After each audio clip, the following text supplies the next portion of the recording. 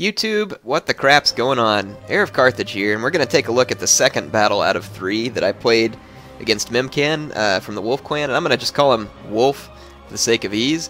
And this one is a Carthage versus Baktria battle. Go ahead and fire it up here and let you all see it. So in this case I brought 4 Mercenary Companion Cav, 4 Cretan Archers, 4 Libyan Infantry, 1 Libyan Hoplite, 2 Iberian Cav, and a General. My opponent has brought 5 Bactrian Noble Horse, 3 Mercenary Horse Archers, and then he's got 3 Swordsmen, a couple of Thurio Spears, and some Light Peltist.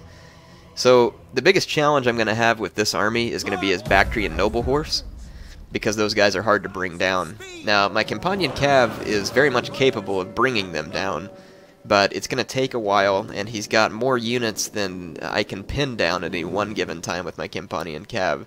So it's going to be a bit of a dicey situation, to be honest. And then his Horse Archers are also going to be a bit of a nuisance to deal with, and that's because he has more Cav than I do, and so it's going to be hard for me to keep a threat on them from enough angles.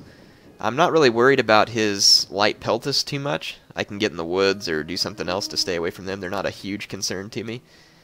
But they are concerned in the sense that they have plenty of ammo. So as of recently, I don't really think that Baktria is a whole lot stronger than Carthage like it used to be. It's stronger in the sense that I think that Bactrian Noble Cav, or Bactrian, I think that's what they're called, Bactrian Noble Horse, sorry.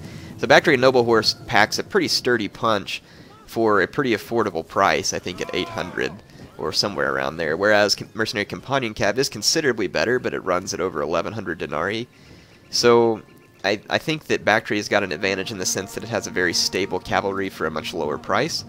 Otherwise, I'd say infantry goes to Carthage for sure, and elephants of course goes to Baktria, but I'd say that skirmishing, other than horse archers, would go to Carthage again because they have Cretan archers, as well as mercenary Balearic slingers, and they have cheap Libyan javelinmen, which have the higher attack for the lower cost.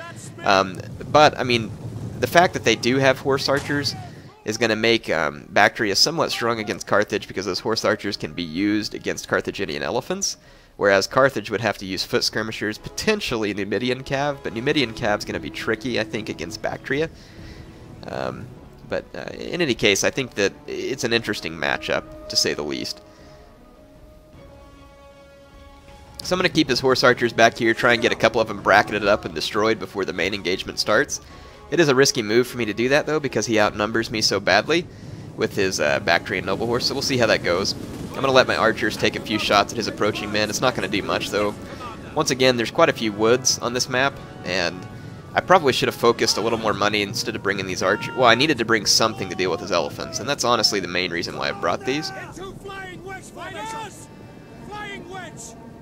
I went ahead and countercharged his Bactrian Noble Horse, which were actually trying to disengage and get into the back of my swordsman, but because he got that order at the last second, they did actually get into the back of my swordsman, and it's going to cause me a lot of grief.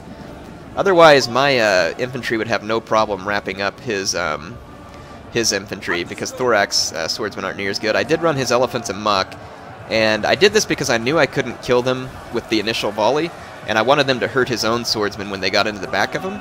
And then I switched over to normal shot and continued to fire with rapid reload on the Indian war elephants, and they are going to get bogged down here. The problem is it is going to do some damage against one of my flanks, but I did manage to have his elephants do some damage to his own men as well, so it was a pretty fair trade.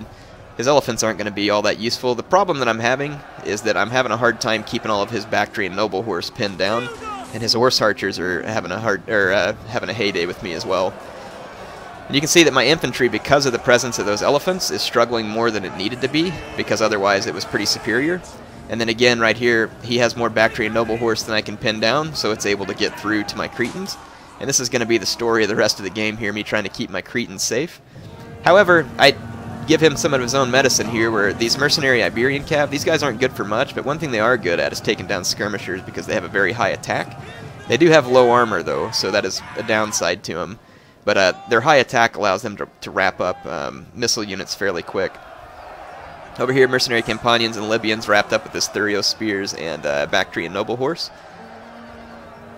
So, yep, he's going to run another rear charge against my Libyan infantry, which was actually starting to turn this fight around, and that was a smart idea for him. But all the while, I'm going to keep my own Mercenary Companion Cav chasing him and keep my archers firing to do my best to turn this around, because right now I'm losing. And when I say that, the biggest problem I have left is even if I wrap up his infantry, I'm not going to have much left to protect my missiles, and then he's going to have horse archers and Baktria and noble horse left, which means that he's just going to have more mobility than me, and I'm not going to have a whole lot of way to be able to protect my skirmishers. And you can see that that's already a problem right here. Like, I'm able to unload archer fire and really slow down his efforts to get after them, but I mean, this is still causing me casualties and losing ammo. And again, look, see, his horse archers here are going to show their versatility, because they're going to come in from behind and get shots off and probably charge. Yeah, they're going to go ahead and charge. And again, I can, you know, slow down the amount of damage that they're going to do. Cretan archers can hold their own against one unit of horse archers for just a moment, but I'm still going to lose men, and it's going to tie me down momentarily where I can't fire. And just slowly but surely, this fight's kind of wrapping into Wolf's favor. His Bactrian noble horse has really been a deciding factor here. Again, he can get more of them than I can for the price of the Companion Cav, and so even though mine's better, it's going to pay off. And I decided not to bring elephants in this fight, and I did that because I wanted to spend the extra money on Cav and skirmishers, when in all reality it looks like from this fight I would have been better off to have just brought javelin men to deal with his elephants, and then just spent more money elsewhere, like maybe on some elephants of my own, and then here in the late game those elephants would have been potentially handy. But again, the problem is these horse archers, they can go after elephants. That's one of the struggles Carthage is going to have. And Numidian Cav are not particularly good at dealing with horse archers. So you really have to deal with them with slingers. But if you can't protect your slingers, then that's the problem. So here, I think this does end up, in the end, illustrating what I think Bactria's main strength over Carthage is, which is affordable, sturdy, heavy melee Cav. Carthaginian Cav is affordable, but it's also not near as good as Bactrian noble horse. So I think that a spear-heavy build would have actually been better for me here, just because I could have avoided an engagement with the swords and tried to use my Cretans to do some damage to his horse archers. But one way or the other, it was a close fight. Like, there wasn't much left for either player. He's got this Bactrian noble horse here, some beat-up Thurios spears, and a unit of Scythian horse archers, 2 of them. So he had 4 units left that were quite thrashed, and then they managed to take out my archers. So it was a very close fight, which, again, I think demonstrates that Carthage and Baktria are a lot closer matched now than they used to be. Yeah, you can see that I was only 150 kills short of him. And if we take a look at things, he was able to knock out this Libyan infantry here with almost any kills, because that's the one that got charged in the back and then hit by elephants. So this unit ended up being a waste, whereas if you look at his thorax swordsmen, 2 of them did pretty admirably, and 1 did poorly. One of his Thurios spears did very well, and then 1 did poorly. So his infantry just ended up doing a better job than mine. And his light peltists didn't end up doing much. Again, I wasn't too worried about them. His horse archers did very well.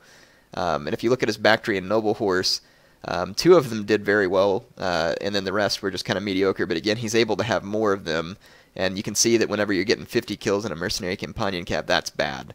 However, again, this Mercenary Iberian Cav paying for itself by killing out light peltist. 2 of those units basically it was able to kill for the cost of 500, but then this one getting shot to death by horse archers, not able to accomplish much.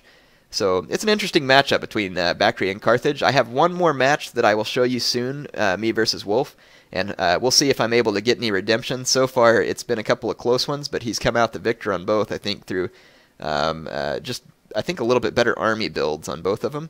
I've made some micro mistakes in each, but in all honesty, I think that he's just picking a slightly better army in both of these, so it makes it more challenging for me to overcome. But that's good. It's fun to have these challenges, and I enjoyed the games with them. But I'll be back with the third, and like I said, we'll see if I'm able to gain any redemption there. HeirofCarthage, signing off for now.